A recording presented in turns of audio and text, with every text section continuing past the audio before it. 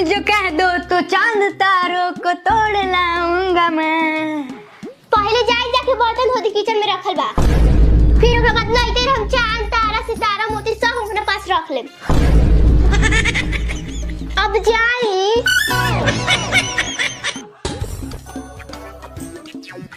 हो गइलू तैयार? हाँ।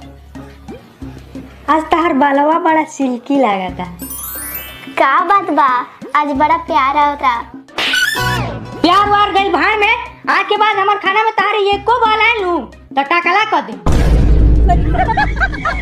अच्छा एगो बात बताओ, अगर हम फिल्म के डायरेक्टर रहती तो तू हमरा फिल्म में काम करतू कि ना? हाँ, काहे ना। ओइसे हमार सीन का रहित? सीन ही रहित कि तारा धीरे धीरे पानी में उतरे के बा। अच्छा जी, और फिल्म के नाम का रहित? गइल भैंसिया पानी में। ए, अब तू पहले लेखा सुंदर ना लागेलू, कुछ ऐसा करो कि और ही सुंदर लागे लगा। अरे हम तो अभी ये सुंदर लगत नहीं, अगर अपन मेकअप उतार देम ना तो तोरा हार्ट अटैक आ जाई। जाना तरु, जब हम स्कूल पढ़त रहनू तो हमार मास्टर हमरा के इतना मानत रहन कि सब लड़कन से क्वेश्चन पूछत रहन, लेकिन हमरा से ना पूछत रहन। हाँ, तो स्कूल के सबसे पकलो लड़का से मास्टर कुछ पूछबो ना करेलन।